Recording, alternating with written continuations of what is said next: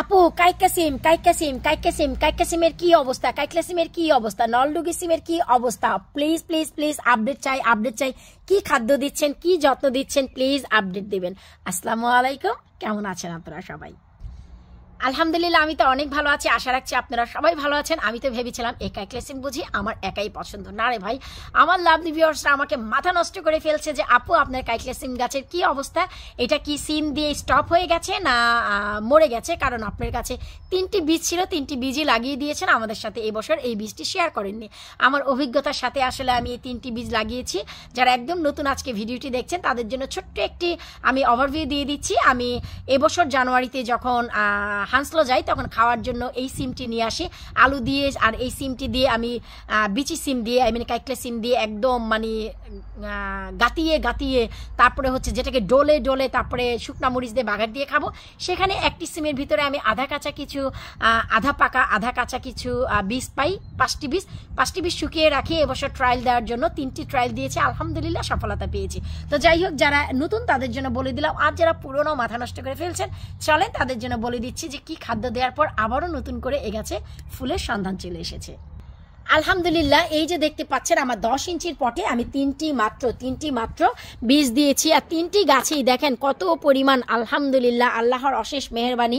আমার এত খেতে ইচ্ছা হয় আলু দিয়ে আমি এই সিমটি খাবো ভাজি করে, কিন্তু পারছি না। কারণ হচ্ছে টার্গেট বীজ করব। সবাই আমাকে সাপোর্ট করেছে, আপু প্লিজ আপনি খাবেন না, প্রতিটা সিম থেকে আপনি বীজ করেন, কারণ আমরা এবছর না পেলেও জানি 2026-এ আপনার কাছ থেকে পাবো যদি আল্লাহ পাক আমাদের বাঁচিয়ে রাখে। তাই প্লিজ আপু আপনি খেয়েন না। কিন্তু আপু বলেছে, আপু এত কষ্ট করে আপনি জোগাড় করেছেন, আপনার রুহুতে যেহেতু চাচ্ছে, আপনি এক কাজ করেন, আপনি না খেয়ে নেন কিছু, তারপর বাকি যা থাকে বীজ করবেন। কিন্তু এটা শুধু একটা আপু বলেছে, তাই চিন্তা করলাম যে না ঠিক আছে, আমি লাভলি ভিউয়ার সবার জন্য বীজ করি, তারপর হচ্ছে আপনাদের মাঝে বিলিয়ে দিব। আমি যদি রিজিকে থাকে আরো ঝাপলালো যদি হয় কিছু খাবো, 2-3টি সিম আমি খাবো ইনশাল্লাহ। আর তাছাড়া হচ্ছে বীজ কিন্তু আমি পোক্ত হলেই রেখে দেই, শুকিয়ে কাঠের মতো করকরা করি না। তো যখন পোক্ত হবে বীজ বের করে এই যে উপরের আঁশ সেটাও আমি খেয়ে নেব, আমার কোনো সমস্যা নেই। এখন আপনারা যারা জানতে চাচ্ছিলেন যে আমি কি যত্ন দিয়েছি, এই যে দেখেন এখানে 3টি গাছ, কিন্তু পাতা কিন্তু একদমই কম দেখছেন, আপনারা কম দেখছেন। কারণ আমি কিন্তু সবার শুরুতে যে যত্ন দেই সেটা হচ্ছে উপরের নিচে যে পাতাগুলো থাকে, আমি কিন্তু এভরি 2-3 ডেজ পর সেই পাতাগুলোকে কেটে দেই। এই যে দেখেন পাতাগুলোকে কেটে দিই। তারপর আমি এর আগে কিন্তু আপনাদেরকে দেখিয়েছিলাম যে 100% গ্যারান্টি নিয়ে গাছে ফুল আসবে এমন একটি খাদ্য আপনাদের সাথে আমি শেয়ার করেছি, নিশ্চয়ই আপনাদের মনে আছে। পাকা কলা, জি হ্যাঁ, খাওয়ার যে পাকা কলা, সেই পাকা কলাগুলোকে আমি হাত দিয়ে চটকে তারপর আরো কিছু মিক্স করে আমি একটি খাদ্য বানিয়ে আপনাদের সাথে শেয়ার করেছিলাম।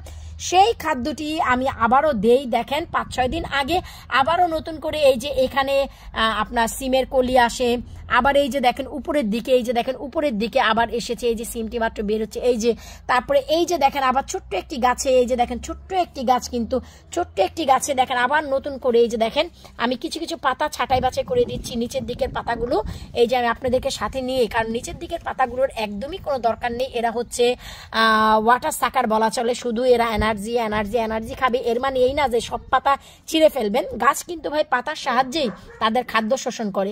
কিছুটা পাতা রেখে দিয়েন, মানে যা দিয়ে ওরা খাদ্য শোষিত করতে পারবে, কিন্তু নিচের দিকে যে পাতা আর শাখাগুলো সেগুলো আমাদের কোনোই প্রয়োজন নেই। এই যে দেখেন এই দিয়েছি ভাই যত্ন। আর খাদ্য তো বললামই আপনাদের, পাকা কলা আমি হাতে চটকিয়ে যে খাদ্যটি বানিয়েছিলাম আমার চ্যানেলে অনায়াসে পেয়ে যাবেন, আপনারা দেখে নিন। সেই খাদ্যটি দেওয়ার ফলে এই যে দেখেন এই ছোট্ট শাখাতে আবারও নতুন করে এই যে দেখেন কলি এসেছে। সো এই দুটি যত্ন দিলে শিম গাছে অবশ্যই আবারও নতুন করে আপনারা শিম পাবেন। এই যে দেখেন, দেখে মনটি জুড়িয়ে নেন নলডুগি সিম অথবা কাইকলা সিম। ভাই এবছর ফলন, জীবনের প্রথম এটার ফলন।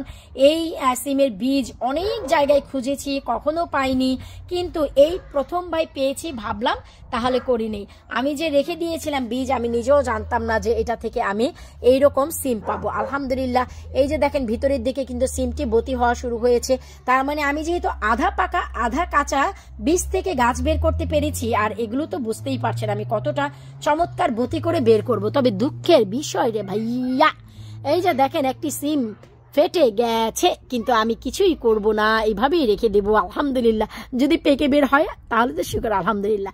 এটা শিমের জাত, যখন কাইকলা শিম যখন একটু বেশি বতি হতে থাকে না, তখন এই যে মোটা হয়ে যায় আর পেট দিয়ে চিড়ে যায়, ঠিক এভাবে। তো এই হচ্ছে ভাই, আপনারা যারা জানতে চাচ্ছিলেন কাইকলা শিমের কি অবস্থা, এই হচ্ছে বর্তমান আপডেট। অন্যান্য খাটো জাতের সিমের কি অবস্থা তা জানতে চেয়ে অনেকে প্রশ্ন করেছেন, ইনশাল্লাহ আপনাদের সাথে সেটাও শেয়ার করব।